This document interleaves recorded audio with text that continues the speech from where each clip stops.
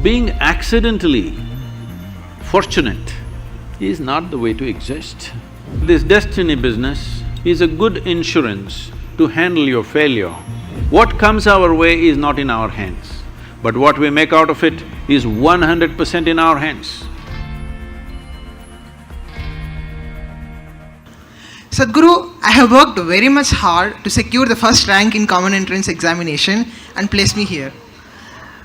But my brother says me that it's my destiny that has put me up here. Is it really my destiny or my hard work that placed me here?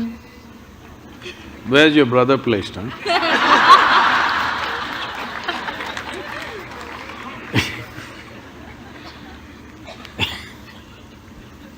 See, what people are generally calling as destiny is essentially what they end up creating unconsciously. When I say unconsciously, as you sit here right now, as everybody sits here right now, there is physical activity going on within the system. There is mental process, there is emotional activity, and of course the life energies are active. Every moment, they are taking in hundreds of inputs, whether you're conscious or not conscious. So if I ask you a question, since this morning, from the time you woke up till now, of these 4 dimensions of activity, how much have you conducted consciously? What percentage do you think? Few things. How much percentage do you think? 25%. You are very generous man. It's well below 1%. If you walk from there to there, there will be 25 different kind of smells that you're not conscious of, but the body registers and records. There are 100 different kinds of sounds that the body registers that you're not conscious of. Like this throughout the day and night, in wakefulness and sleep, this is happening. When you are only conscious of less than 1% of your activity, definitely life will look like an accident. Hello? When 99% of the things that you're doing unconsciously, definitely life will look accidental. If the accident… See, it is so happened, somebody fell off on the street and had a brain injury, after that suddenly, they started working their mathematics in a wonderful way. But that was only one. 1,000 other people who cracked their skull never recovered from that, or they died, or those who lived on much diminished. So, being accidentally fortunate is not the way to exist. So, whenever a pleasant accident happens, we say it's destiny. Some of you even say, God doing things to me. When did you make a partnership with him? I don't know. So, shall I tell you a story? Are you okay? This happened. Sherlock Holmes, you know Sherlock Holmes? And Watson went out camping, and early morning, 3:30 a.m., Sherlock Holmes nudged Watson. He opened his eyes, "What? What do you see?" he asked. "Well, I see a clear sky and stars." "What does it mean to you?" He said, "Well, that means tomorrow is going to be a wonderful sunny day."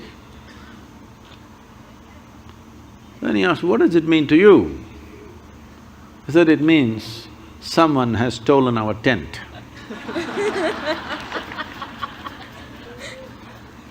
So, we don't know what went missing, and something may fall here and there by chance, but that's not the way life works.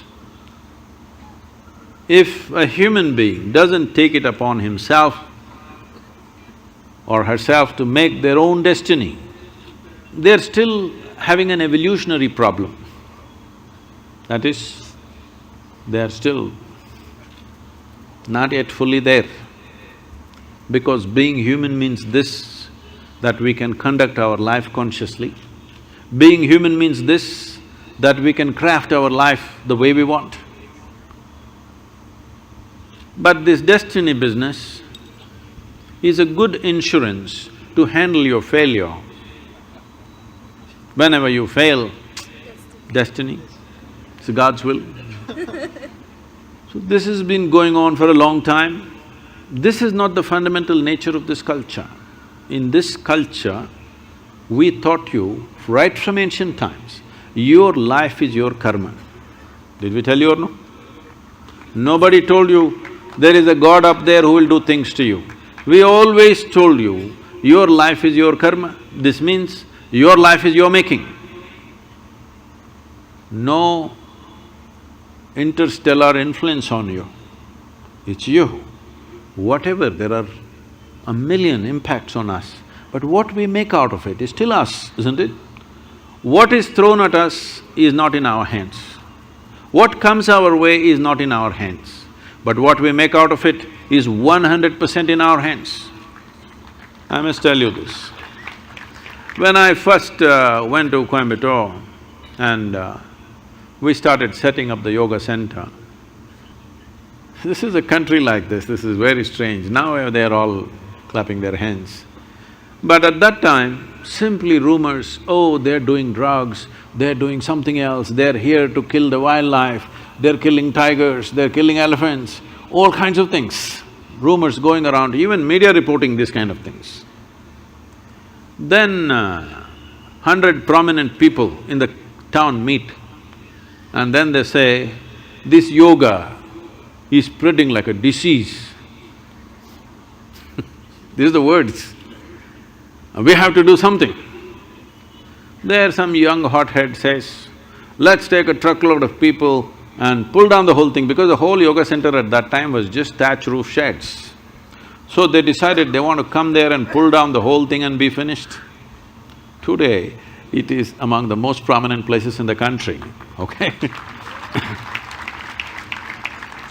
So, when they said this, there was an old man who is no more, a wise man. He said, see, you don't know who you're dealing with. I know this man. If you throw stones at him, he will build something out of those stones.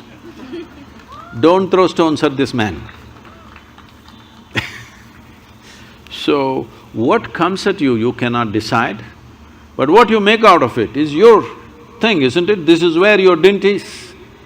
This is where you are to prove who you are, because you can't decide what comes at you, but you can definitely decide what you make out of whatever comes at you.